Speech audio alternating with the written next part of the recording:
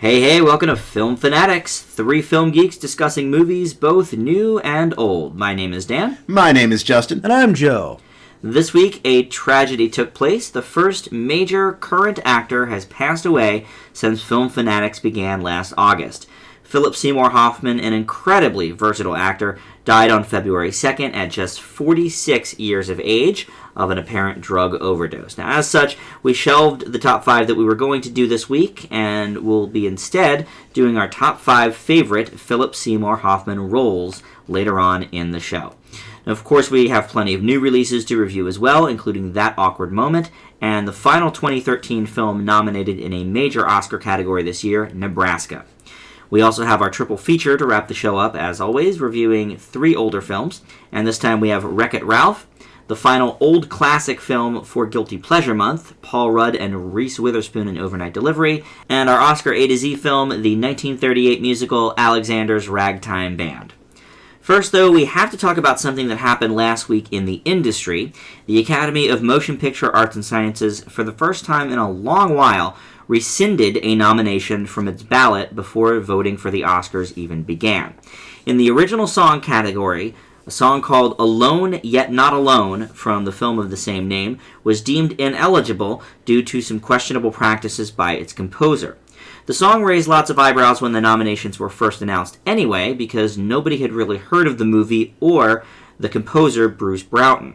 However, Broughton is a former governor and current executive committee member of the music branch of the Academy, so there's already a conflict of interest, but when it was revealed that he had improperly contacted other branch members to consider his song for a nomination, the Academy was faced with the decision and ended up rescinding his nomination. Justin, let's hear from you first about this. Obviously, you knew nothing of the song like anybody. No, I definitely wasn't in the know. And, I understand the decision to rescind it. I don't think it's appropriate, but it also begs the question, should anybody be allowed to campaign for a nomination? I think the purpose of the Academy Awards is to honor those performances, those songs, those compositions that have stood above the best and deserve to be recognized, not because somebody says to them, I did a good job, nominate me. And I think it's ridiculous when actors do it. I think it's ridiculous in this case. Admittedly, I read interviews with the guy post rescinding, and he's sort of admitted that the fact that he lobbied was a little bit overblown. But, still writing to somebody and saying, check it out, is still technically campaigning. It's not necessarily as explicit as some people go about with it, but it's still technically campaigning. I just think it's a ridiculous practice overall. I don't think his method was particularly that obnoxious. Like you said, all he did, in his words anyway, is just emailed a bunch of people in the music branch of the Academy and said, hey, check out my tune. I think it's more inappropriate because of who he is. He has ties to the Academy as a executive committee member. I don't think that it's appropriate for him to even be in the running. It's the same reason that the Emmys are the only show that can't be nominated for an Emmy. It just is sort of a conflict of interest. I think that's pretty much the biggest issue with this. Yeah. And as far as the campaigning goes, unfortunately, that has become a part of award season these days. And I actually think it's not even all the actors, like you said. I think a lot of times it's the studios campaigning very hard to get their film or their actor noticed. But a lot of people have cited that Robert Redford's absence from the Best Actor category may possibly be because he didn't do a whole lot of campaigning on the SAG Awards and the Golden Globe circuits, which is, also possible. A possibility. Joe, what do you think of the whole music nomination here being rescinded? Well, as you guys mentioned before, I don't know anything about this song either, but I think that I can kind of see Justin's point in terms of campaigning kind of tipping the odds towards certain films and actors winning awards. But then again, I guess it's no different than an election, and whenever somebody tries to enter in any contest, let's say we made a movie, send it to some film group, if you ask them to look at your movie, it doesn't make you any less worthy than anybody else. How are they going to know otherwise? But I think the biggest problem is, as you guys both mentioned, is the conflict of interests. And I think that because of how he knows, he's obviously going to have some unfair balance. And that's one reason why I don't take a lot of stock into these award shows, because there are plenty of films, obviously, that don't get looked over as well as they should or at all, and are completely missed, which could be valid entries. So, I think it's just another example of bias. But then again, maybe there's something we could see and it could be nominated for something. Yeah, I mean, the song could be amazing. I don't know. Exactly. And I haven't listened to it. And if it is, and maybe they think it's worthy, somebody in the Academy says, hey, maybe this is up for a nomination, then great. But, I'm sure there are plenty of other songs that were never looked at. Well, and actually that brings me to the next point of the issue, which is, unlike what the Academy has done in the past when they've taken away nominations before voting has begun, which has happened on several occasions, they always have replaced it with something, and they have stated that they're not going to put another song in there and leave it just at 4 nominations. Well, then it sounds which has people a bit upset whose songs weren't nominated in the first place. Well, then it just kind of speaks to my point. Sounds like they already have made their minds up anyway, so why are they going to bother looking into other possible song nominations? I think, like you said, there's a lot of really good songs that are featured in motion pictures every year, and I think something else that's actually going to play by the rules and not necessarily have a conflict of interest deserves a shot. Yeah. There were 75 songs on the initial, voting ballot for contention, and that includes, I know you don't like this one, Justin, but Coldplay's Atlas, which was nominated for a Golden Globe. Taylor Swift had a song this year. Lana Del Rey's Young and Beautiful from Great Gatsby was eligible. Songs from people famous and also not famous that could have been nominated in that 5th slot, and now, they won't get that chance, which I think is kind of a shame. It is. All right, well, let's move on. We do have, by the way, our Oscar special coming up in just a few weeks. We're going to revisit our top 20s and bottom 10s of 2013, and also announce our picks for who we think should win at the Oscars and who we think will win. And frequent listener Tim, who actually picked this week's old classic, the Overnight Delivery film, he will be joining us for that in just a few weeks. Let's get to the new releases, and first up this week is That Awkward Moment. And this film stars Zac Efron, The Spectacular Now's Miles Teller, and Fruitvale Station's Michael B. Jordan as 3 20-something best friends who make a pact to stay single after learning that Jordan's character, Mikey's wife, is cheating on him and wants a divorce. Sure enough, they all start dating people and are keeping it secret from the other 2. Now, what's interesting about this movie, other than it not being that funny, is that it's mainly for women and was marketed towards women, yet it seems to hate women so much. It's degrading, kind of disgusting, and as I mentioned, not very funny. Now, it does pick up about halfway through, and one scene specifically, when Efron's character goes to his woman's birthday party, gave me a couple genuine laugh-out-loud moments, and from there it was a bit more up and down than almost exclusively down. It clearly got its inspiration from the John Hughes romance classics of the 80s, down to much of the soundtrack sounding like it came directly out of those movies, yet it retains so little of those movies' charm. The leads have great chemistry, I'll give them that, but for me, I think that awkward moment is one that you can skip. I give it a D+. Joe, your thoughts? Actually, this is one that kind of surprised me. I had no expectations for it, but going in, I actually thought it was kind of funny. Okay. I thought that the leads actually had really good performances. I thought they had great chemistry, and I thought a lot of the comedic timing was good. I guess that there are definitely some elements of the film that could be seen as offensive, but I must not have picked up on all of them. I thought that was just kind of the characters being overly macho and perhaps a little chauvinistic, but that was kind of their growth. My biggest problem with it was that I thought that at the end of the day, it was basically just kind of a cliche romantic comedy. A lot of those same tropes, like the whole liar reveal thing, you could kind of see that coming. I mean, there was a lot of obvious steps that were taken, but honestly, I liked the characters. I thought that they were flawed, but I thought they were believable. Yeah, I guess you could say they might be a little unlikable because of just of their point of view in terms of dating and whatnot. I could definitely understand that, but it was kind of like, I guess, Don John, where you could see their his perspective was really off, but at the same time you could kind of understand it. Like, it's a different kind of person, different kind of social group. I was pretty absorbed in the story. I wanted to see where the characters were going, and for the most part, I did enjoy it. It was better than I was expecting it to be. I will admit that it was not as funny as I thought it was going to be, but I still found myself enjoying a lot of it. So I gave it a B-. Wow, very good. Who was your favorite of the three? You mean characters or acting-wise? Characters. Michael B. Jordan. Mine as well. And I actually did not see Fruitvale Station, so I was actually wondering... So this is your introduction to him, basically. As far as I know. So I was wondering, okay, I haven't seen his dramatic performances, but comedically I want to see how he does, and he was the best character in the movie, and I think a lot of that was his performance.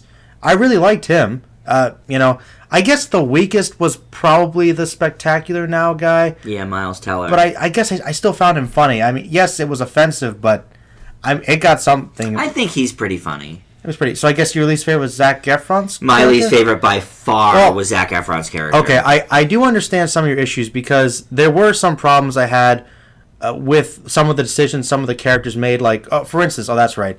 One reason I didn't give it a very high grade was because I thought that the plot, them all trying to stay together and not have relationships, I thought was a weird macho thing I didn't quite understand. I didn't think it held together the story very well. Mm-hmm. And some of the decisions, like there's a certain thing that Zac Efron's supposed to do for the girl at a time when she really needs him, and he doesn't because of a stupid little, decision he wanted to make with his friends. It really bothered me. That was a bad one. Yeah. But I could see somebody doing that. It's stupid. I could too. I mean, I thought it's a stupid reason to do it. It was a stupid reason to do it, but that doesn't mean that there are people out there that make stupid decisions for petty reasons. Let's bring Justin into the conversation. Justin, let's hear your review first, and then we'll continue. Lead actors Jordan and Teller, and even from a somewhat comedic standpoint, Efron, have all shown their talent in the past, but in that awkward moment, it just comes off as, well, awkward. Aside from the all too familiar premise, as I mentioned before, awkward and weak attempts to play towards older and much better teen comedies becomes not only obvious, but also kind of pathetic. That's not to say that the three don't do their best to make the content funny, and as both of you have mentioned, they do have really good chemistry. But with material this stale, it only becomes slightly above amusing, near falling flat on its face by the halfway point. However, despite these evident flaws, the film never does get boring, so for that and a couple amusing puns from the three leads, I'll let the awkward moment slip by with a C. With broad range there. Dan, I want you to expand on something, because I honestly didn't get it. What about the movie really offended you? Was it their feelings about women? Because I understand that, but I don't think that was the film trying to say you should treat women like this. No, I don't think it was saying that you should treat women like this, but we were supposed to laugh at how horribly they were treating women, and for a movie that was mainly marketed to women, it didn't make any sense to me. All right. That might be where the problem is, because I saw no trailers for this movie. Okay. So I have no idea what the marketing was. Well, can I tell you, before you even continue? Go ahead. Can I tell you one of my other problems with it? Oh, go ahead.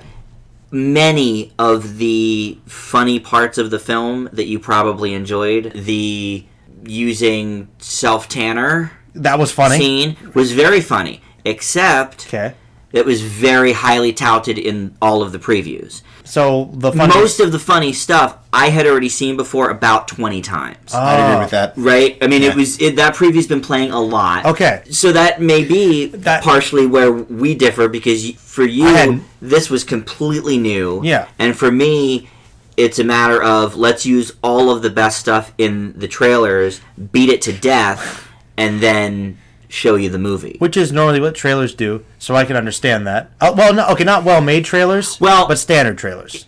Well, if it's a well-made comedy where there are laughs throughout, then no, that's not the case. Because you can't show an hour and a half worth of laughs in a 2-minute trailer. But if there's only 10 funny jokes, then yes, you can show all of them. I had the same problem a couple years ago with the film The Watch, which I thought looked very, very funny, until I saw the movie, and literally every funny joke was in the trailer. I got you. And I felt the same here. If it wasn't for the chemistry between these three guys, this movie would have nothing. Gotcha. I think that we all agree the chemistry is the strongest point. Yeah. And I guess maybe it was just that, and at the end of the movie you guys might have seen them actually having fun with some of the gags. Yeah. They were having a lot of fun, and they were getting along with each other and the movie they were making. Which makes sense. They're all 26 years old. So they can relate. They've all been in the industry at least a few years. They got talent, and, it shows. It's interesting that you both brought up that your favorite character was Michael B. Jordan. I actually went with Miles Teller, to be honest with you. Really? I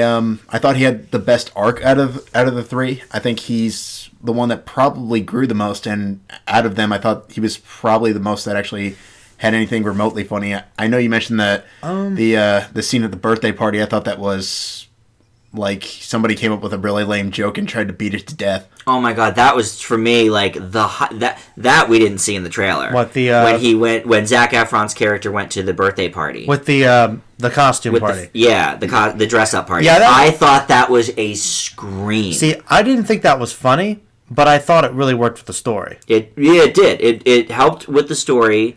And I thought it was funny. And they did something different with that scene. I honestly thought was coming. Okay, there's another side to this girl he doesn't quite understand yet.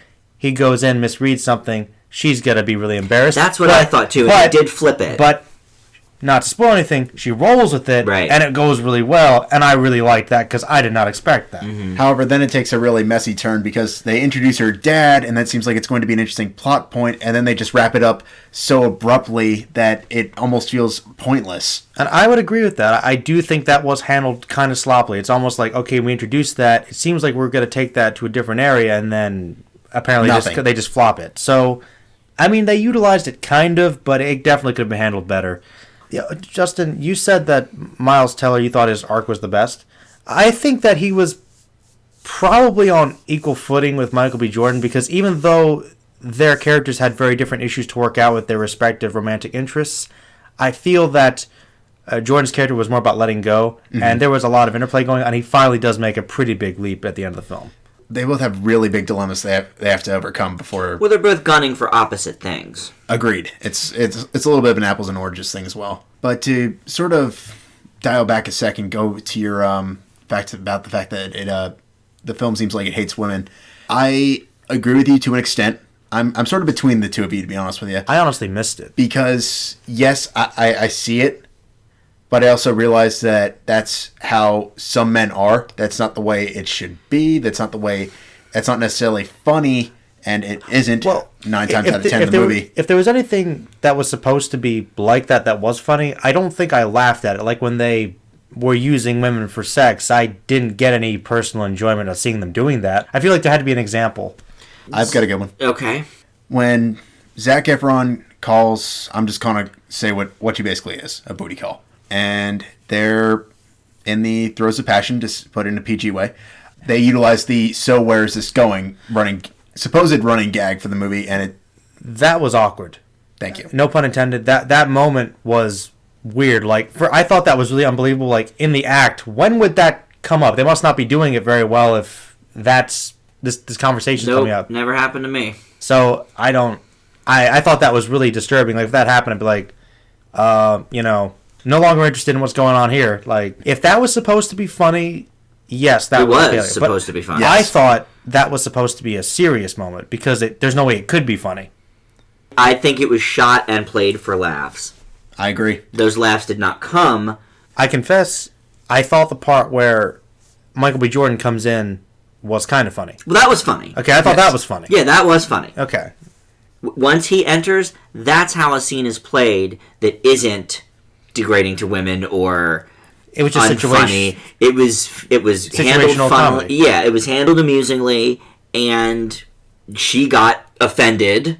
She did. Which she should have. Which I thought some was of the women in this movie didn't get offended by things that they really should have been. Mm-hmm. Personally, I thought it was showing how stupid men could be with their macho ideas. Like I said, the whole union thing they tried to make was dumb to me. It didn't really hold together with the plot. I thought that their individual arcs were decent, but that main storyline, I was like, I forgot about it. Oh yeah, they're not trying to have relationships. It just but why? And that's the whole crux of the movie, which is my problem with it. I agree with you, Joe. There are people out there that would be like, oh yes, bro code, we stand together, blah blah blah. But it just seemed weird. But I'm just saying, it wasn't well established why it was so important for them to do this. It was like, hey, Michael B. Jordan lost his wife. Like bro code is the only. No, it seemed wrong to me. Thing. It seemed wrong to me because Michael B. Jordan, he was having problems with his marriage, and then they were like, hey, let's just be single so you can just have all these women you can randomly have sex with. His heart's broken. He's not gonna want to. He's gonna want to go to another stable relationship. Yeah. He's obviously more mature than they were. Hence why I liked him better than the other two. That's why he was my favorite. But you're absolutely right. It's a flawed premise, and it's the main premise of the film. So for me, I couldn't really get on board. I guess Neither could I. I guess it was just funny enough to me that I'm still happy with my grade. I still laughed quite a bit. I overall enjoyed it. So very good. Though I understand why you guys had issues with it. Yeah, a few different grades. So if you're interested, see it and definitely judge for yourself. This one split us a bit. All right, moving on. Up next is I, Frankenstein, and Joe's going to tell us about that. I, Frankenstein, an Australian-American fantasy action film written and directed by Stuart Beattie and based on the graphic novel by Kevin Grevioux. It stars Aaron Eckhart as Frankenstein's monster, the main character, as well as Yvonne Strahovski as Tara, a scientist and love interest, Miranda Otto as his mentor figure, and Bill Nighy as the film's demonic main villain. The film gives the basic backstory of the events of Mary Shelley's novel and picking up just after the end as the monster is burying his creator. It is there that he is attacked by winged creatures that inform him that he is the central figure in a war that could decide the fate of the entire world. Miranda Otto is the head of an army of gargoyles, who are literally fallen angels of a sort, who defend mankind from the demonic hordes led by Bill Nighy. Eckhart is the center of all this, as Victor Frankenstein's notes hold the key to reanimating bodies to create an unstoppable force. Imagine if you took a 16-year-old's fan fiction in which you combined Disney's Gargoyles with the movie Constantine, add a dash of the Underworld franchise, and put Frankenstein in the middle of it. Sounds messy, but potentially fun. Sadly, this movie really wasn't. Though I can't say anything about the comic itself, the content here doesn't really make me want to read it, though I am kind of curious to see if it is better. This film has a constant tendency to have characters spout exposition to each other rather than actually talk and have, well, characters. When they do, there isn't really much there. The film has that underworld look that I honestly didn't find that appealing in the actual franchise, and the makeup doesn't really do much to make me feel that Eckhart is much of a monster people would run in terror of. The story is corny and simplistic, despite some honest efforts of creativity somewhere in there. Most of the ideas are pretty by the numbers, and the dialogue is mostly uninspired. The acting is also pretty mediocre. I think that Eckhart may have been trying to play the emotionally scarred character, but didn't really seem to know exactly what direction to take. This led to what felt like a mostly safe and kind of bland performance. It looks like he's taking it seriously, he just doesn't know how to play the character. Probably an issue with the direction. Bill Nighy is just kind of there, not bad, just there. The makeup for the demons is actually pretty impressive. The story is poorly executed, but seems to have some originality and perhaps heart behind it. The action sequences did mostly entertain me, particularly one fight scene between Eckhart and a demon henchman. I also thought that the female leads, Otto and Strahovski, gave really good performances and brought their scenes to life. Altogether, is I, Frankenstein a bad movie? Yes. I give it a D. You hit on something, and I'm glad you did. The makeup for this movie is all over the place. Because the monsters and the gargoyles, it was great. And it's funny. Before the movie came out, I was making fun of it, like, oh, is that really supposed to be Frankenstein's monster? He's one of the best-looking versions of the character I've ever seen. So I thought, wow, the makeup was really lazy. Yeah. And then I saw some of the demons, I'm like, that's actually Wait a second. pretty good. Right. Your What's up with this? priorities are a little mixed up Yeah, there. it's as if the makeup crew spent 99% of their time on the gargoyles and the demons, and basically right. Minor scar here, minor It scar was like here. Halloween makeup. It was as you would dress your 8-year-old son as Frankenstein. I'm like, he is the best You put-together know, version of the character I've ever seen. I completely agree. He even says, I'm made of 8 different men. Really? No, you're not. Fooled me. I've referred to this movie absentmindedly as Hercules probably a dozen times in the last couple weeks, and it's pretty evident why. We reviewed The Legend of Hercules 2 weeks ago on the show, and both that and I, Frankenstein take a classic tale that we've seen on screen so many times before and do absolutely nothing entertaining with it. Frankenstein is a throwaway in just about every regard. Now, Joe mentioned that it was based on the graphic novel from Darkstorm Studios more than the famous Mary Shelley novel, and while that should make it stand apart as something new, it only makes things completely confusing. Eckhart as Frankenstein's monster, who takes the name Adam. For one scene, really. For one scene, they kind of bring it back a little bit later. Because then they just straight up call him Frankenstein, which is wrong too. Which is also completely wrong. I thought the one bright spot of the movie was Bill Nighy's villain. I think he's one of the actors that really elevates just about every movie he's part of, and it's a role unlike any that he's played before, and so I thought that at least made it special. I do think actually some of the women in the film were good as well, now that you mentioned that. I thought they did a decent job, actually. Yeah, I would agree with that, but I like Bill Nighy, and just that he was playing something so different from what he normally does. But the story is a complete mess, it's visually unappealing, and the 3D, which was added long after filming, is a complete throwaway. But all that being said, like Joe mentions, it's not the worst thing. It is slightly better than The Legend of Hercules, but... what isn't? That's not really a compliment. Not in the slightest. I gotta say, it was miles better. But I also give I, Frankenstein a D. Justin? Before you go, I'm curious, what did save it for you? Because I didn't quite pick up on it. Was it Bill Nighy? Like I said, it was Bill Nighy. It was actually the one fight scene that you mentioned was pretty well done. And I'm pretty sure that wasn't a stunt double. No, it didn't look like it. I was like, props to him. It was a well choreographed fight scene. The choreography was good. I appreciated that. I was kind of happy because as bad as this was, I still think it was so much better than Hercules. Oh yeah. At least I didn't want to leave the theater 3 times. No. Well, similar to Joe, I think your description of the overall concept is beautiful. 16-year-old fan fiction gone wild. Thank you. It's messy, like you said, but it really could have been a lot of fun. Admittedly, this was always going to be escapist entertainment, something that at the start of it I was hoping it was going to be heading towards because I was relatively invested for about 10-15 minutes. Yeah. And then it just continues to fall apart immediately after that.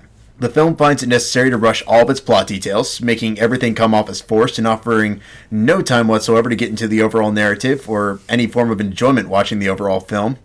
That said, Aaron Eckhart really...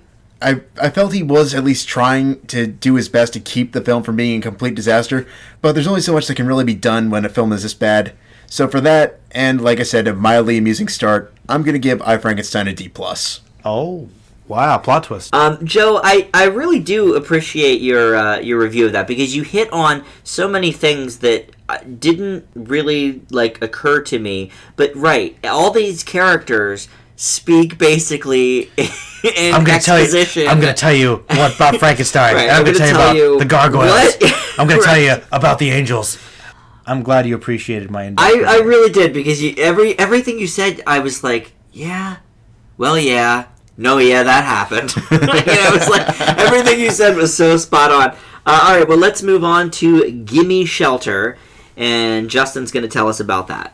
Agnes, a.k.a. Apple, played by Vanessa Hudgens, is a young and pregnant girl fleeing from her abusive, junkie mother, June, played by Rosario Dawson.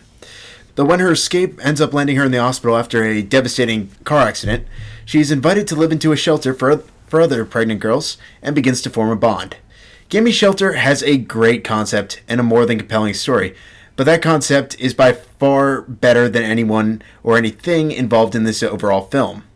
Apple is a complicated character, but ex-Disney star Hudgens just cannot deliver on emphasizing this, and more often than most just feels overemphasizing things or just downright forced. The raw nature of this film during the first act has moments where it seems promising, but later just seems to come off as pretentious and lazy.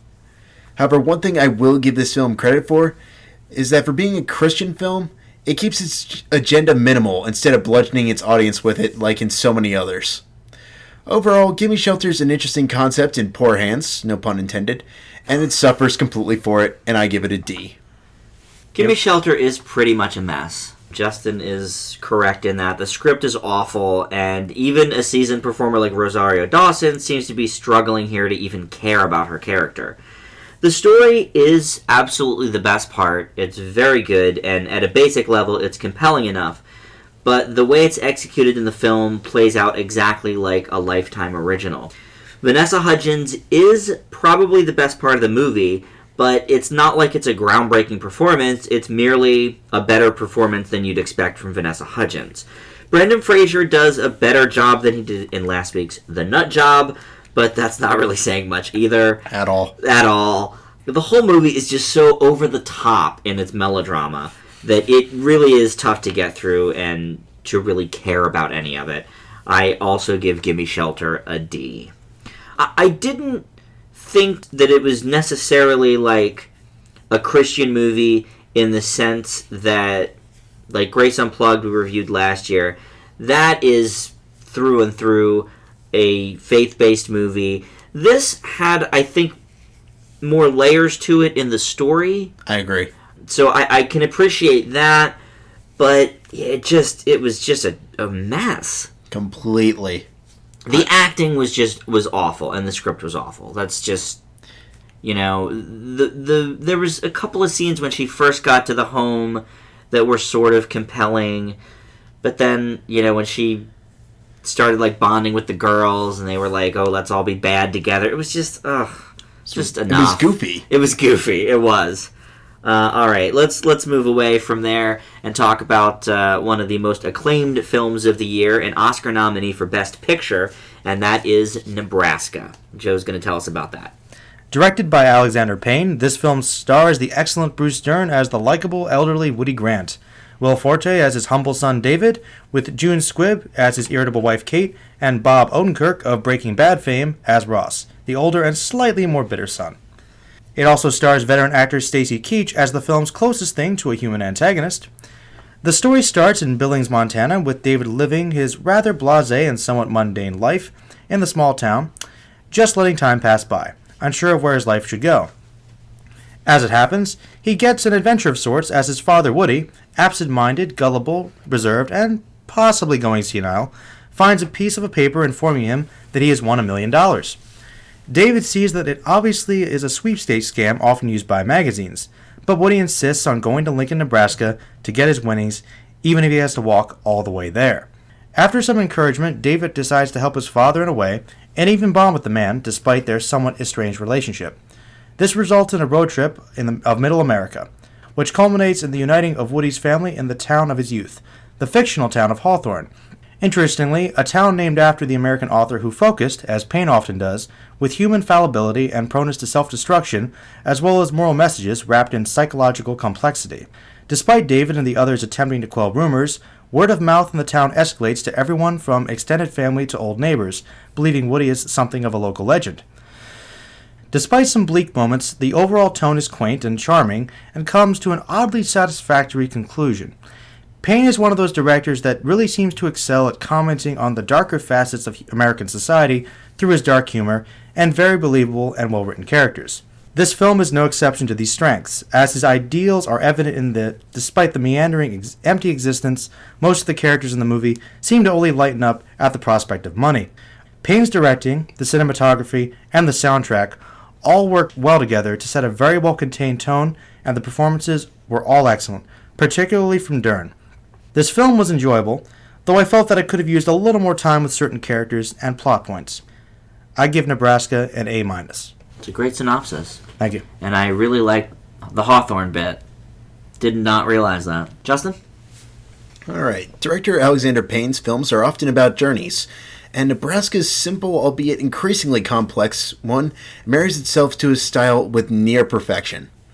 Dern's taciturn role as Woody, just trying to do one thing for himself, starts off as rather frustrating, but comes off as real and creates empathy as the audience gets more information about his motives and why he's trying to do what he is. This is largely complemented by a decent performance by Will Forte, playing his son with whom he begins his journey to Nebraska, and Oscar nominee June Squibb as his wife, who offers up much of the humor in the film. It does drag in more than a few spots during the first and second act, and I thought some of the side characters sort of felt a little underdeveloped, but as the film goes on, the more interesting it gets. As with all of Payne's films, it decidedly won't be for everyone, but Nebraska is a film more than worthy of being on the Oscar docket for Best Picture, and I give it also an A-. Very cool. Excellent. Yeah, we're all three Alexander Payne fans. I think that's safe to say. He's a good filmmaker. And as always with his films, the characters and the scenery alike really drive the story. The characters, as quirky as they are, do ring very true. For example, my grandparents have been deceased for about a decade, but family dinners or holidays at their place with all my uncles were exactly like Payne portrays them here. People sitting in front of the TV in relative silence, every so often making the smallest talk imaginable about cars or sports or the weather. But regardless, realism oozes through this movie, even when the situations are on the sillier side. The acting nominations for Bruce Dern and June Squibb are incredibly warranted, and Will Forte, who is known pretty much solely for his comedic chops, he was so very well cast here, and I know you guys don't really follow him all that much or whatever, but, I've seen him doing silly, goofy stuff for years and years. I never would have picked him for this role, but he's great in it. I didn't know anything about this guy. Mm-hmm. I thought his performance was just as good as Dern's. He's got such dramatic chops. He's never done anything like this before. He is very, very silly.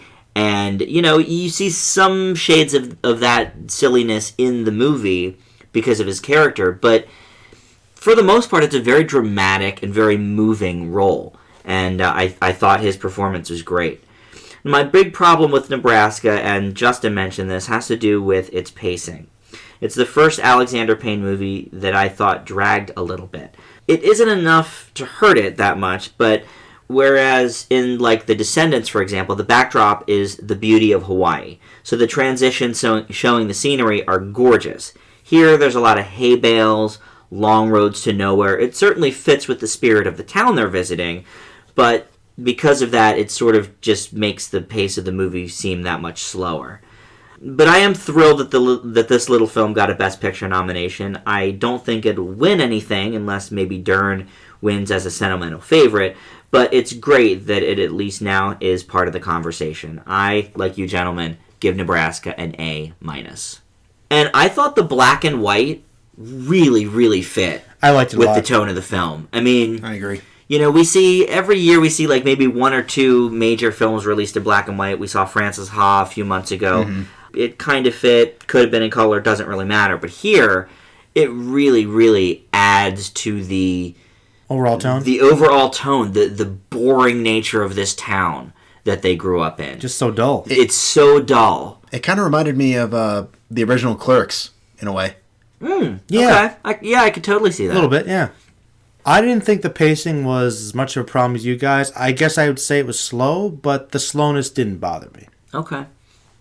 I would say that's probably the only thing for me that kept it from getting an A, is that I thought it was a little bit slow in certain parts. It's like it just needed something that was a little hard to I decipher. definitely could have used, like I think you both mentioned, a little more time with specifically the family, because we got a good amount of time with Woody and his son and the small family. The one unit. But then once the other uncles started coming over and the other cousins and June Squibb showed up and Bob Odenkirk showed up, I would have liked to see maybe one or two more scenes with the collective. Yeah, and I think that's the biggest thing I would go for, is just extending a little more time with those characters, the family. Some of the side characters I thought were interesting. They could have played a slightly bigger role. Like, for instance, I forget the name of the actress, but the lady in the library that we kind of helped learn a bit about Woody's past and interacts with Will Forte's character. I thought that was a really strong scene, and I thought if we got more moments like that,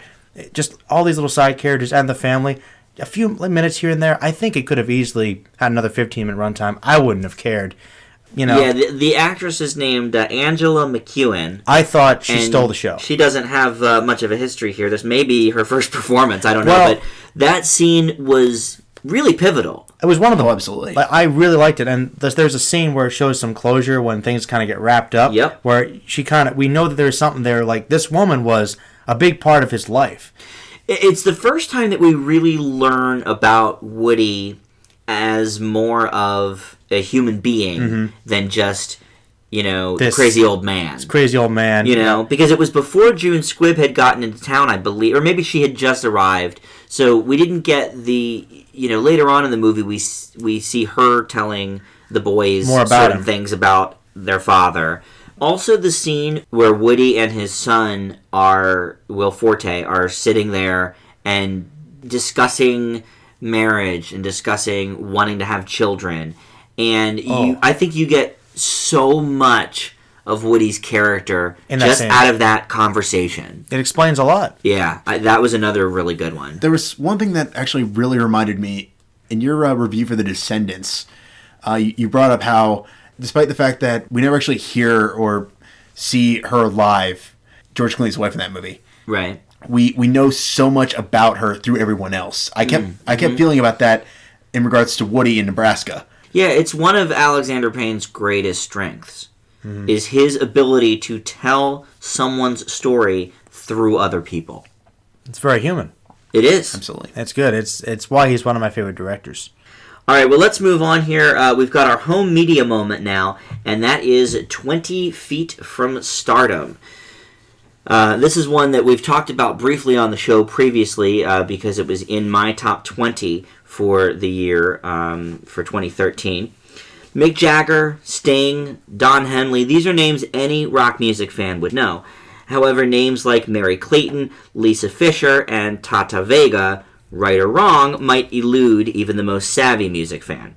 That's because they're the ones on the stage that aren't in the band. They're the backup singers that provide harmonies and beautiful vocals that make some of the most famous songs of all time really pop. With this documentary, maybe some of those names will become a little bit more recognizable. 20 Feet From Stardom takes an unflinching look at the life of a backup singer, both in and out of the studio, on and off the stage. From stabs at solo careers not coming to fruition, to waking up in the middle of the night to cut some vocals for the Rolling Stones, the women, and in one case an entire family of singers that are interviewed, have great stories from their careers, both past and present. Some of the stories are of positive fortunes, and many are heartbreaking. I think 20 Feet From Stardom is a great film for any serious music fan, but it's also a really good character study into an essential but always under-the-radar part of the music industry and the people that make it happen. So I think even the most casual music fan would get something out of it, and I give 20 Feet From Stardom an A-. Joe, what'd you think of this one? Well, I think the best thing about the movie that I really liked is that it's tackling the subject matter that I'll be honest, I really don't think about that much. I don't think a lot of people really do. And I just really appreciated that. I thought it did a really in-depth look at seeing how these people do struggle and the big part they play in development of music. You hear these songs 100, 200, 300 times, and you never think there's other elements right. going on. And I think that in terms of music production, it's quite fascinating. I thought some really great stories were told here, very human. I did like that. I liked the backdrop of the little bit of the history of music, like from gospel to rock and roll. I liked some of the old footage with some of the greats like Ray Charles, Steely Dan, among others. Yeah, that was kind of cool. It told a really honest tale that, as I said, I didn't know much about. Still, I have to admit that I wasn't necessarily a huge fan of a lot of the music that was in the movie, so that might have kind of taken away some of my interest a little bit. But overall, I did find it very interesting, though it didn't wow me quite as much as I expected. I would give 20 Feet of Stardom a B. Not bad. Good movie. I may have built it up for you a little bit. I know. Putting it in my top 20 It was your and top all. 20, but I know as passionate as you are about music, I understand why you liked it, and along with the type of tales you like Dreamgirls, it did fit that aesthetic. Yeah. I did think it was good as well. It just didn't quite hold my attention as much as I think it could have. Justin, what'd you think? 20 Feet From Stardom. 20 Feet From Stardom has the benefit of having fantastic people well deserving of having a documentary devoted to them. Each singer, as both of you have mentioned, has a great story, and their involvement with legendary bands never ceases to draw interest. The problem comes from an over-reliance on showcasing each singer's voice in individual segments. This is fine in small doses, but it does start to go on for too long, making it seem slightly unnecessary. It doesn't completely ruin the end product, but it does limit it from getting a higher grade, and I give 20 Feet From Stardom a B+. I really liked those parts, personally. I guess we all agreed that the best thing was the human element. Oh, yeah. No question. I mean, don't get me wrong, they were good like the first couple times, but when we got to like the 8th one, where they're like doing 8 different people in minimal doses, it's getting a little out of hand. Admittedly, I mean, I like this kind of stuff, so maybe I was just not as, annoyed by it as you were, Justin. But for me, I thought those scenes really, really hit the point home that these people are among the best singers you've probably ever heard. Hey, why aren't they famous? It's like trying to demonstrate their talent for each person. Basically, yeah. But well, Justin, would you have preferred, like, sometimes they would have interviews of people that know about background singers? Would you have liked it at a certain point in the movie where they just kind of cut to a new individual? Here's a great example of when it works beautifully in the film. At one point, one of the singers talks about being recruited by the Rolling Stones to provide background vocals for the song Gimme Shelter, and seeing all these really, really controversial lyrics, and it just draws you in. It starts out as this kind of like minimal thing, and talking about her, why would you do this? And then it segues into you actually hearing her vocals on the actual thing, and it's a beautiful scene. It's a great story. And if it doesn't give you chills, something's wrong. I mean, to hear her sing those lyrics with such force. Your issue with is that you kind of wish that they would have found more creative ways to showcase their talents as opposed to just doing the same basic shot. Like implement it, bring it into the story, like in the Gimme Shelter example. Either way, positive grades all around. I'm happy with that. Yeah, it was good documentary. I'm glad it's out on DVD now so people can check it out, because it was very limited when it was in theaters. I know that I didn't know about it until you mentioned it. So yeah. It's one to check out. I don't know if it'll stay in my top 20 once we do the revamp, because I believe it was number 17 or 18, but we'll see. You know, it's still a very good movie that I hope people can check out. Yeah. All right. Well, now we've got the sad part of the show, the Philip Seymour Hoffman top 5. Now, we had another top 5 all set and planned, but when we heard the news of this yesterday, we said we gotta talk about this. Now, he's a man that we've referenced on this show in several films that we've watched, a lot of them in new classics like Moneyball and Ides of March, but also obviously very recently in The Hunger Games: Catching Fire as Plutarch Heavensbee. Now, they have completed his performance in Mockingjay Part 1, and he had only 7 days left of shooting for Mockingjay Part 2. So the studio has announced that they will move forward without recasting. The release dates will be exactly as they were, one later this year and one later in 2015. I'm glad you addressed that, because I was looking through his filmography. He's got a couple films that are in there, and I saw that was both Hunger Games films are there. So yeah. I thought it was cool he got to complete that. I think it's great news that he's going to be in both in an almost complete role. What I think I have to say about that is that, you know, for him to go now, at least he gets to end his career on a pretty big way to go. You know, yeah, Mockingjay Part 2 will certainly be one of the biggest films. Like, you know, he definitely goes out with a smash on a big landmark. So I'm fine with that. Yeah. So what we're gonna do is our top 5 Philip Seymour Hoffman performances, roles, characters, however you want to do it. But we're not talking about the movies specifically. We're just talking about Hoffman in them. And Justin, why don't we start with you? Here we go. Number 5, Brant the Butler from The Big Lebowski. One thing I noticed while putting this list together was that Philip Seymour Hoffman has done such a variety of great and memorable roles, and many of which are not necessarily front and center. Well, I don't think anyone will say Brant stole the show in The Big Lebowski from the delirious dude. Hoffman's performance, to make sure his character remains uptight and hilariously oblivious to the central narrative, gives way to several of the film's most comedic moments. Number 4 is Father Flynn from Doubt. This is a film that continues to beg the question of whether or not people have the right to judge others, and if they do, can they live with the consequences that follow. Through Hoffman's character of Father Flynn, that argument can be played so many different ways in regarding whether or not he has done horrible things or if he's actually innocent. Number 3, Lancaster Dodd from The Master. While the controversy regarding The Master possibly having a partial basis on the origins of Scientology didn't exactly bring the audiences out in droves, Hoffman absolutely knocked it out of the park as Dodd, a man trying to get shaken World War II vet Freddie Quell to join his religious movement, known simply as The Cause. His character is bizarre, quirky, yet constantly charismatic. It's not an easy film to watch, and it does take some time to get into the character of Dodd, but I would happily say it's one of Hoffman's most standout performances that I am happy to put on this list. My number 2, Joe, I think you'll be happy about this one, Owen Davian from Mission Impossible 3. After the original film that received decent ratings and a disappointing sequel, the third film had a great deal of ground to cover. Fortunately, director J.J. Abrams was up to the task putting together what many people considered to be the best in the Altogether franchise, and it's largely thanks to Hoffman. The character of Owen Davian is absolutely chilling, and Hoffman's performance emphasizes that to the fullest extent, being quite possibly the best thing about the third installment. Good list so far. Mm-hmm. I have to say before we start, and Joe, I'm sure you probably feel the same, being a huge Hoffman fan. Mm-hmm. This was one of the, if not the hardest top 5 to come up with. There is not a bad performance that has ever been given by Philip Seymour Hoffman. I was thinking that, actually. And I haven't seen even half of his films. I've seen probably about 15 of them. But even still, it was very hard to come down on this. Lancaster Dodd is a great choice, Justin. I didn't have room for him on my list, but it is, if you haven't seen The Master, it is a really, really great movie. I'm going to say right now, there are a couple on your list that aren't on mine, but they're all fantastic performances. Yeah, thank you. Yeah.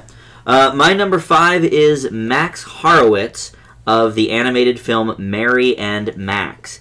This is one of the few animated films to actually get a PG-13 rating, and it's a little-known movie. If you have not seen it, I strongly recommend it. I know Justin is a fan. He plays a basically lonely, obese man who starts getting pen pal letters from this 9-year-old girl, Mary, and their friendship and their relationship, and just his voice acting alone makes this movie have such heart, and it is heartbreaking just to watch his sad performance. Number 4 is The Count from Pirate Radio. Now, this may hold a significant place in my heart as I worked in radio for many years, but this was a truly, truly underappreciated film. I don't know if either of you have seen Pirate Radio. I have. You have. It is a good movie. I think I gave it a B+, and his role in it is probably the best one. He plays this kind of crazy DJ, and it's a pirate radio station on a boat, so they can legally, supposedly, do it. And it's a funny performance, as many of his are, but also it's got a lot of character and heart to it. My number 3 is Owen Davian from Mission Impossible 3. Now, hardcore fans of the show will remember that only a few weeks ago I had never seen Mission Impossible 3. But when I heard the news yesterday, I said, well, if I'm going to watch one movie of his I haven't seen, it's going to be MI3. Good choice. And I think it was a good choice. Joe, I have you to thank for that. Justin said it all with his passage about it. It's just a great performance, and he makes it quite possibly the best Mission Impossible yet. My number 2 is Phil Parma from Magnolia. Now, it's a pretty small role because there's so many people in that movie, but I have to say, I saw Magnolia one time when it first came out on DVD, so probably about 13 years ago. And Philip Seymour Hoffman's performance is one of 2 things that I very vividly remember about this film. The other being, of course, some of the scenes with Tom Cruise. Obviously. Of course. And not to mention the soundtrack by Amy Mann, one of my favorites.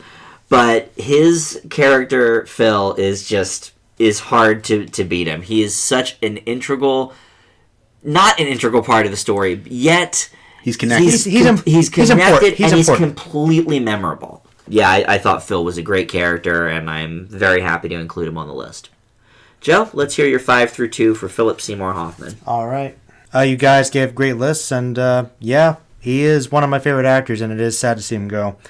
Number 5 is from a movie that I liked a lot when I was a kid. I will admit it is a flawed movie, but I do believe that he honestly gave the best performance in it, and that would be Mitch Roman from Patch Adams. He plays this really jaded med student who just can't understand Robin Williams' silly antics and his overall character, but I really love this scene where he just kind of recounts humbly and asks Patch for help with a patient that he just can't get to eat, and it just really sold me. And that alone, just seeing that, what he did with this tiny character that had virtually nothing, he turned it into something, and what could have been a very easily forgettable role. My number 4 is Andy Hansen in Before the Devil Knows You're Dead. He plays a very human character who can kind of frustratedly get behind, though he really demonstrates a very real dark side in the situation, and he has this immense presence throughout the film. He just completely carried the film. And my number 3 is Phil Parma from Magnolia. Good choice. Plays this really decent human being surrounded by very flawed people, but actually seems genuinely willing to help out even in the smallest ways. And that's just a great character. And it was very simple, but also a very strong performance from Philip Seymour Hoffman. And my number 2 is Owen Davian from Mission Impossible 3. I love this one because he brings such a great performance to create such an immense presence that you rarely get to see him do, at least up to that point.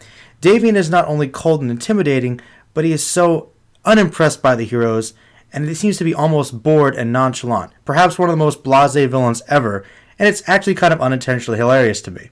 Still, Hoffman gives me easily my favorite villain thus far in the franchise, but not my favorite performance. I have no idea what your number one's going to be. There's so many good ones. It's going to throw you. I have no doubt. Justin, what's your number one? Well, Dan, you had it on your list, and that would be Max Horowitz from Mary and Max. I figured. I discovered this film from my younger brother, who could not recommend this film enough to me, and needless to say, I understand why. Philip Seymour Hoffman is a character actor, but he does so in a way that he can become unforgettable from the sidelines, as in The Big Lebowski and Magnolia, as an antagonist, as seen in Mission Impossible 3, or in center stage, as in Capote, or Pirate Radio, or in numerous others. In Mary and Max, we get charisma evident in all three, and it truly works. Max serves as the voice of reason, the main destructive force, particularly when the film takes a darker turn, and also as a man still having much to learn about having to deal with people while struggling with a disability. He's not always likable, but thanks to Hoffman, the audience gets such a human yet complicated character story that I cannot recommend enough. I have no problem calling it not only his best role, but unquestionably his most ambitious as well. And it is his only voice role. Is that right? Yeah. Wow. Which is surprising because it was really, really good. I mean, he added such life to this character who was really, I mean, it's a sad performance, or sad character, I should say, but a great performance. My number one is Father Brendan Flynn from Doubt. This is a movie that I talk about constantly. I finally got Justin to watch it about a year ago, and he, of course, enjoyed it. Maybe not as much as I did, but I'm very glad it was on your list. I think this is Hoffman's crowning achievement of a role. He was up for Best Supporting Actor for this, one of the many nominations he's had, which include The Master and Charlie Wilson's War, and you mentioned Capote, which he, of course, won Best Actor for. It's kind of a shame because this was the year that Heath Ledger was up as the Joker in The Dark Knight, so he, of course, ended up winning, but for my money, it would have went to Philip Seymour Hoffman for Doubt. He gives one of my all-time favorite movie monologues in any film ever about gossip as one of Father Flynn's sermons, and the whole movie is just very, very intense. Amy Adams also gives a great performance. If you have not seen Doubt, for me, it is the best Hoffman performance. Definitely check it out. That's a very good one. Joe, what's your number one? My number one Philip Seymour Hoffman performance, my favorite, is George Willis Jr. from Son of a Woman. This role is really one of his earliest and smallest, but I believe it to be one of his most genuine. Even though Willis doesn't have much screen time as the main characters, he is vital to the story, and Hoffman plays him like a believable college kid from a snooty family. He isn't trying to be a bad guy, he just sort of ends up becoming one due to the circumstances, and because ultimately he is a flawed young man. I admit this role is small, and maybe not Hoffman's best in his entire career, but he made this character one of the most memorable and interesting despite the relatively small size of the role. It's one of my favorite movies, and he gives it its best supporting character. I've never seen it, but I did see it on his filmography, and yeah, you do love that movie, so... Oh, I thought you saw Son of a Woman. I've seen it in parts, but I have never seen more than probably half of it. Oh, wow. So, Yeah, that's one for the list. It is interesting to note. I don't know if either of you have seen this one. I have not. But in the not too distant future, we're going to watch a performance from him in the Oscar A to Z slot, and that is Almost Famous. Great movie. Which I've never seen. I haven't seen that one either. I'm looking forward to seeing that and many other performances that I have missed along the way from Hoffman. All right, well, we're going to close the show with our triple feature as we do, and that is our new classic, which is Wreck-It Ralph for this week. We have our old classic, chosen by listener Tim, and that is Overnight Delivery. And Alexander's Ragtime Band from 1938 is this week's Oscar A to Z nominee. Joe, we're going to talk about Wreck-It Ralph. I picked this one for new classic because of all of the, obviously, how well Frozen is doing. It just leapt back up to number 2 this week because of the sing-along being released. So I thought, let's take a look at Disney's last feature film, and that was Wreck-It Ralph. I don't know about you guys, but I think Disney's coming back.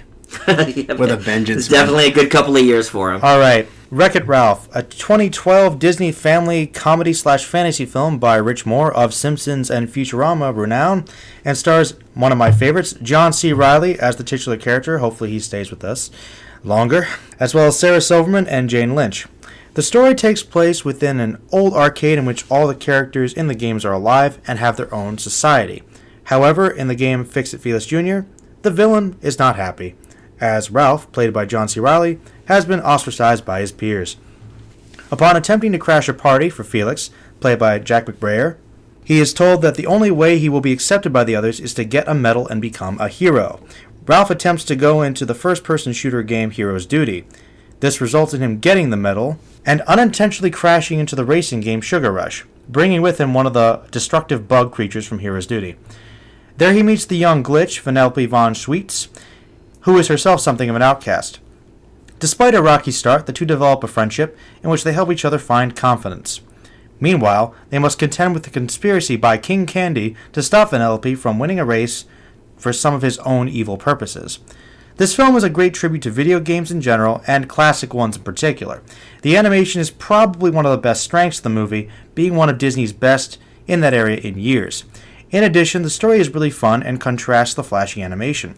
What really keeps it grounded is the simple themes of believing in oneself and the power of friendship, anchored by likable characters. This is further excelled by John C. Reilly's great voice work, the guy is a great actor in general anyway, and his chemistry with Silverman. Even Jane Lynch's Sergeant Calhoun from Hero's Duty alongside McBrayer is enjoyable to watch. I will admit that my biggest gripe with the film is relatively small, but I would argue significant. One of the biggest adverts for the film was the inclusion of actual video game characters such as Sonic the Hedgehog and Mario. I understand that the actual characters of the film had to hold their own, and they definitely did. Still, I felt that participation of the famous icons in the narrative would have been more welcome. Despite this, I feel that the film was executed very well and presented a great story for families and a good message for any age group. I happily give Wreck-It Ralph an A. Very nice. Good review. Thank you. Wreck-It Ralph is a brilliant movie. I think it's one of Disney's best in the last decade or so. I actually thought that it would have made sense for last year's big animated movies, this and Brave, to have swapped studios. With Brave being largely a princess story, it would have made sense if it came from Disney Animated Studios instead of Pixar. And likewise, Wreck-It Ralph is so unbelievably clever and finds very human characters from a most unlikely place, which is one of Pixar's specialties, as they did in movies like Toy Story, Cars, and WALL-E. And as you mentioned, you know, Disney's making a comeback. It seems like they have taken a tip here from the studio that they let's face it, they've been watching Pixar very closely, getting stuff from. I think that some of their writers and animators are really using this as a template. I think you're exactly right, and that's why I say that. I mean, these characters have rich lives, friends, and feelings. The comedy is sharp, the emotional aspect is even better, and the story is fantastic, which you could say about most of the Pixar movies. The voice work from the main cast and even the side characters is inspired, notably Sarah Silverman as Vanellope, Jack McBrayer as Fix-It Felix Jr., and a completely unrecognizable Alan Tudyk as King Candy, doing a dead-on impression of 60 star Ed Wynn, who you might know as Uncle Albert from Mary Poppins. I liked Brave very much and gave it an A- in 2012, but Ralph was in my top 10 for the year, and I could not believe that Brave beat it for Best Animated Feature at both the Golden Globes and the Oscars, and I think that's because of its Pixar connection. Wreck-It Ralph gets a very enthusiastic A from me. Justin? Alright, the world of Wreck-It Ralph is one of Disney's largest and most complex universes ever created. However, that's somewhat part of the problem. Aside from what I commonly refer to as, quote, cute humor, which I define as attempts at humor that are likely only to induce laughs in very small children, its world is so big there's not nearly enough time to devote to all of it. The film limits itself to 3 main worlds within this universe, which gets even time devoted to each, but also feels a bit closed off from the rest of it, leaving much more to be desired. However, despite these flaws, Disney has crafted a new narrative all its own with a fantastic voice cast whom one can easily tell is dedicated to bringing this world and all of its colorful characters to life. It's not a perfect vision, but it's unlike any animated film I've seen before, and I for one can't wait to see where it's going next, and I give it a B+. I do think it focused a lot on Sugar Rush. I kind of wanted more expansion on the world too, but I know that they're getting a sequel, so why not try and get that world a little bit bigger first time round? To be fair, I think that I don't think they needed to. I think they were trying to tell a very direct story between the two characters, and the reason, as I told you, my grapes were is kind of related to that. A little more expansion of the world, other characters that were advertised, playing a bigger role in the story, sure, but I think they did, because yes, it takes place primarily in Sugar Rush because it's a story between Ralph and Vanellope. But Jane Lynch from Hero's Duty is there. Jack McBrayer as Fix-It Felix Jr. is there. Mm-hmm. So there are other worlds that come into Sugar Rush as the two are crafting their story. It's kind of a pretense. Like, I guess you've got a little bit of Mario, going after Donkey Kong, mixing with, some more Mario Kart elements with a little bit of Halo and Call of Duty thrown in there. No, I mean, I have no problem with the world they created. I think it's great. I just feel like they could have expanded on it and made it really hit home. Like, for example, the scenes in the induction port, it's like, why don't we see where some of those other things are heading? Would you have liked just more scenes where we randomly saw Sonic's world or some world like that, just randomly, or like, at least found a way to better implement it into the story? I mean, it's not bad. It's not.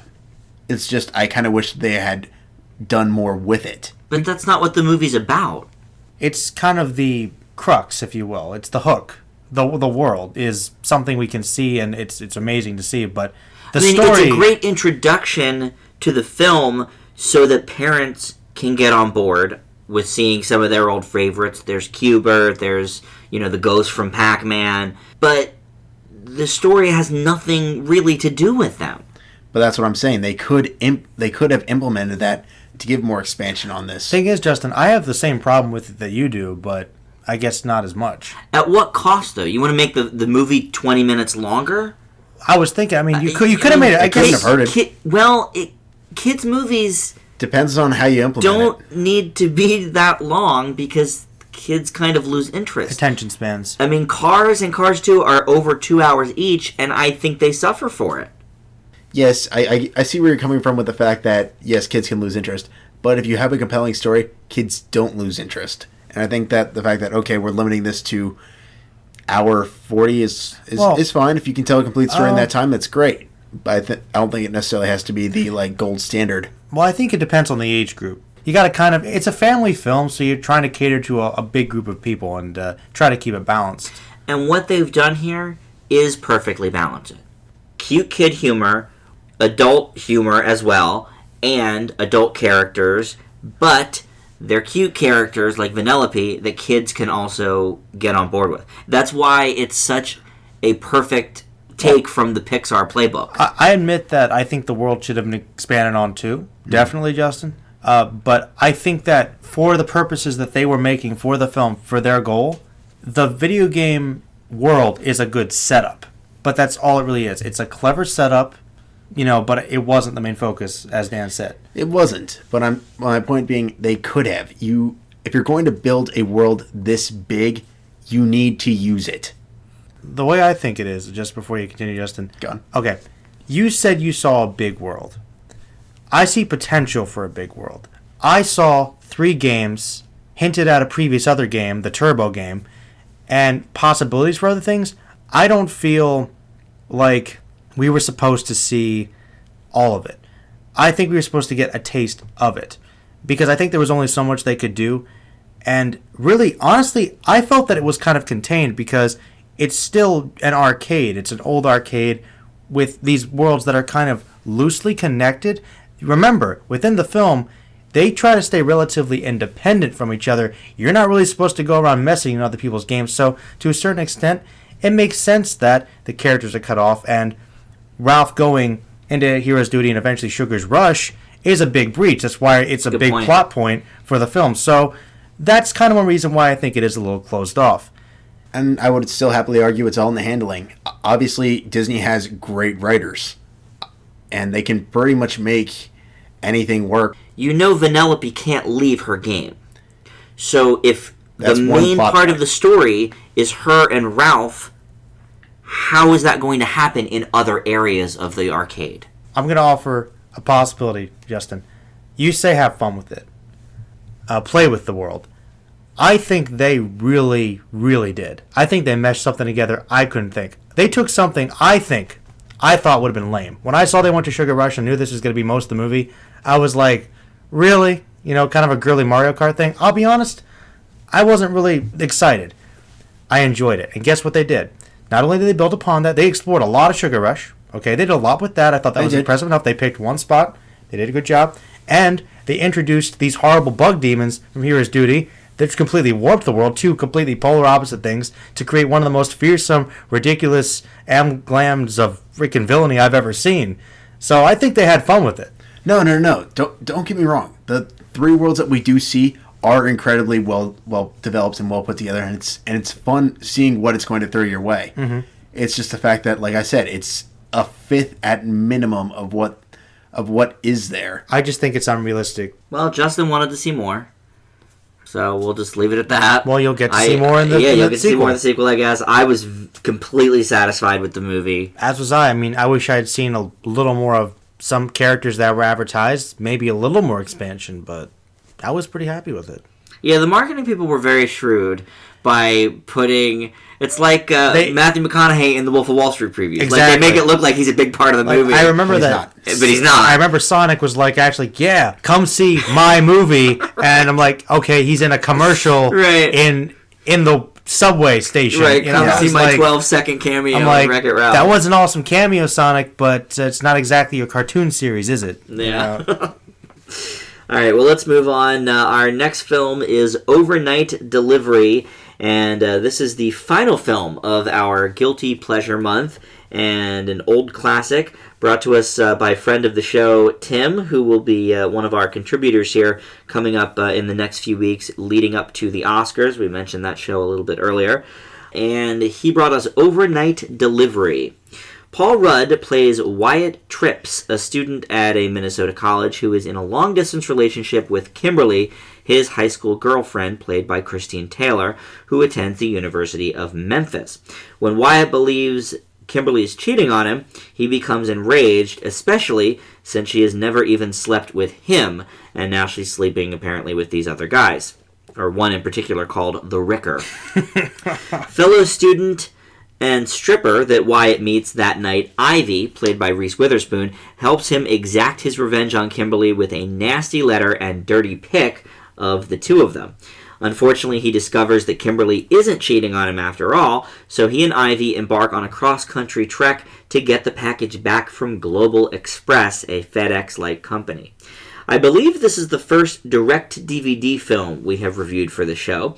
This film is from 1998, quite early in both lead actors' careers. Rudd had done Clueless a few years earlier, and Witherspoon had been in many small movies, but was just on the heels of her breakthrough roles in movies like Pleasantville, Cruel Intentions, and Election.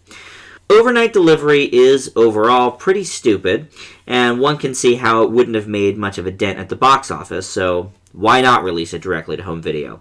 But it does have a few really good laughs, and at a brisk 87 minutes, it certainly doesn't ever drag. It's not high concept, but as far as dumb 90s comedies go, there are certainly much worse out there, and I give Overnight Delivery a C. Joe? I'm actually going to start off saying this movie was actually pretty enjoyable for me. I love Paul Rudd and Reese Witherspoon together. I thought they had really good chemistry, and it absolutely carried the movie. I also felt that the dialogue, while being a bit pretentious and unbelievable at points, was still pretty witty. Most of the time, the comedic timing is really spot on, and the escalation of the hijinks is usually pretty entertaining. However, I have two issues with it. At the end of the day, it is still a very basic, cliche, and predictable romantic comedy. It uses many of the tropes that we have seen time and time again. I also felt that the characters were kind of petty and borderline psychotic at times, to the point of unbelievability. This was only prevalent at certain points in the movie, but it was distracting. Still, I think this movie wasn't bad. I honestly enjoyed it. I give Overnight Delivery a B-. Nice. Very good. Good for a guilty pleasure. Good guilty pleasure. Yeah. Justin, what'd you think? As we watched this film, one thought kept running through my mind. This is funnier than it has any right to be. Overnight Delivery is an unbelievably cliche-ridden romantic comedy, but I have to say it did make me laugh in more than a couple instances. Rudd and Witherspoon keep the film lively and entertaining, and while it's painfully obvious how this is going to play out, watching how the two play off each other in the most outrageous of scenarios never gets old. It's nothing special, but I'd be lying if I said it wasn't good for a decent laugh or two, so for a guilty pleasure I knew nothing about prior, something I can't often say, so bravo Tim, I give Overnight Delivery a C+. I'm surprised I was the hardest one on it. Huh. Well, especially with Reese Witherspoon. I was going to say. Well, sometimes I don't want to, like, let your bias do it. Yeah, because Reese Witherspoon is my favorite actress. Obviously, they had good chemistry, but as we all can admit, it's pretty cliche. It's cliche. It's probably sillier than it needs to be. Predictable, dumb, really over the top at points, but it did not keep me bored. I mean, it definitely didn't. I wasn't bored, that's for sure. No, I was very entertained. Another great Sarah Silverman performance. Absolutely. We had Wreck-It Ralph, and then a couple of scenes in this that were, but pretty pivotal. No, I don't know. I mean, these are two actors that I really do like. So, based on how ridiculous it was, and I just, I gave Ride Along about the same grade, and that had a lot of predictability, but I laughed. Mm-hmm. So, I think, for guilty pleasure, if you're going to grade solely on that, maybe you put it at a B-, C+, I could see that.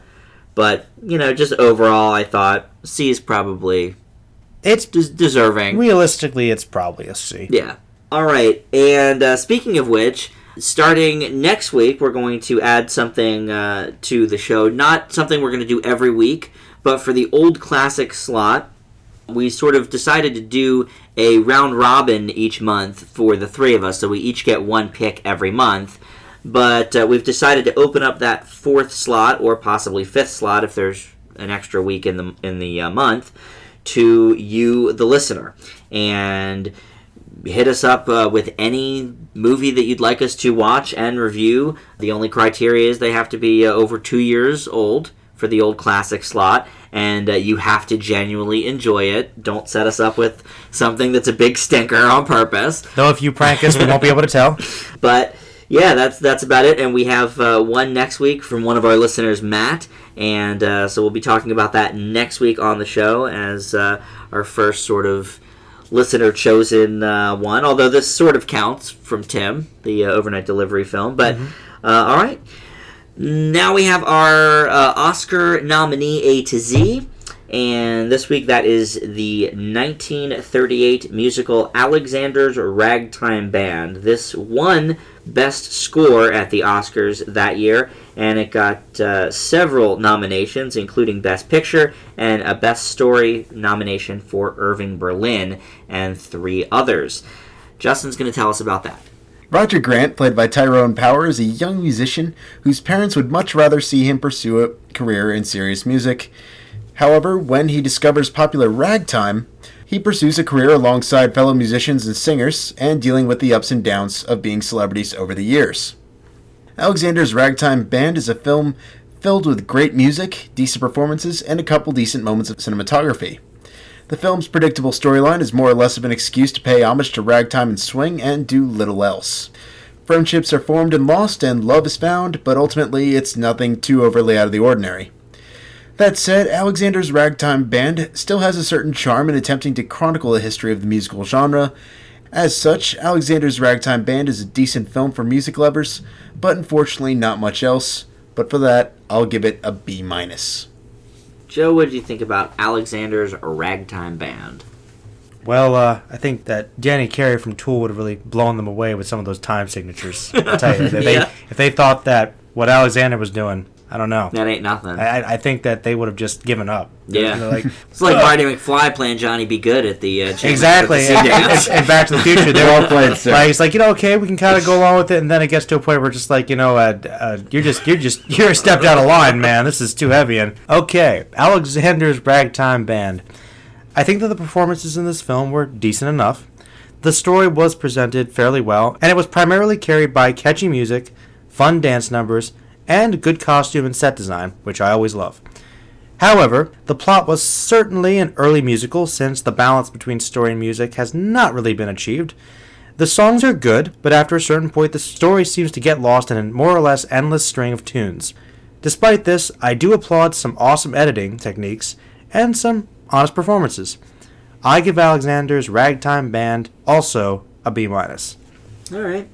Yeah, when you watch this movie, you sort of have to understand that just a few years after talkies existed, movies like this were quite typical. A fairly minimal story surrounded by lavish musical numbers and then the dovetailing of the two.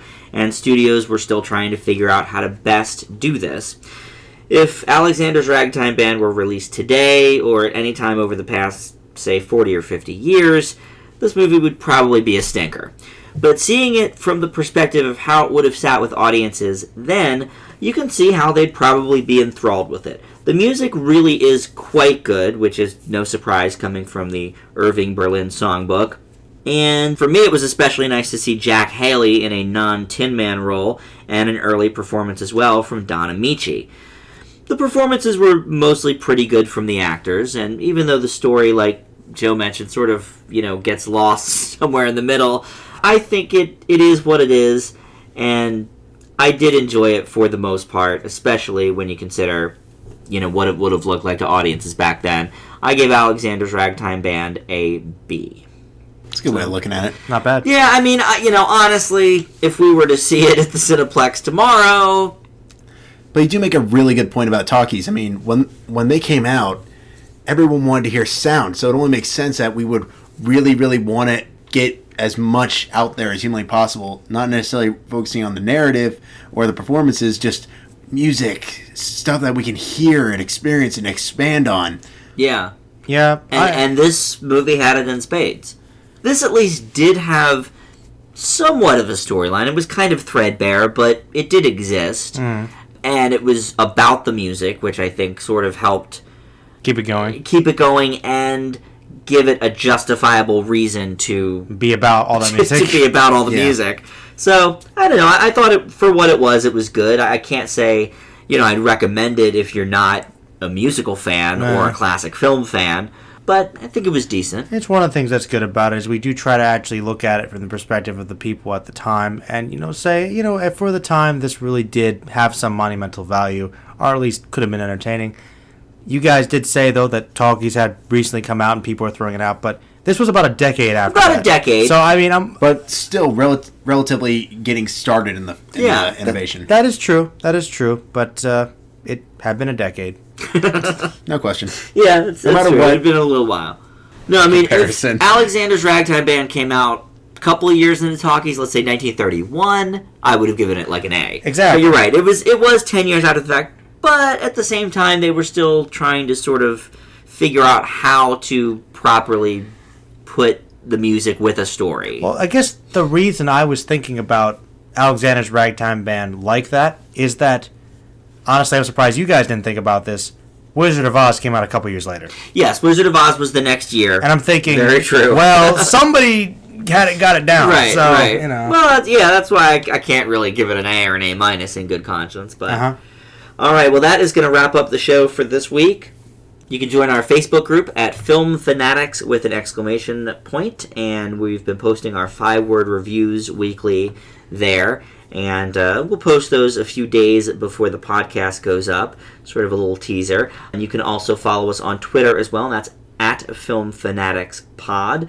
And Joe's got a couple of things going on now. We've got the Merlin page, the Merlino Boss, and the new group as well. And I did actually have the ability to upload a couple of videos. I had some comic book discussions with my good buddy Alex. There's a couple of those up there. And I'm also watching some Yu-Gi-Oh! With another friend, kind of riffing it. So there's some content on there, so check it out if you're interested. Very cool, yeah. And like I said, you can link right from the bottom of our description here.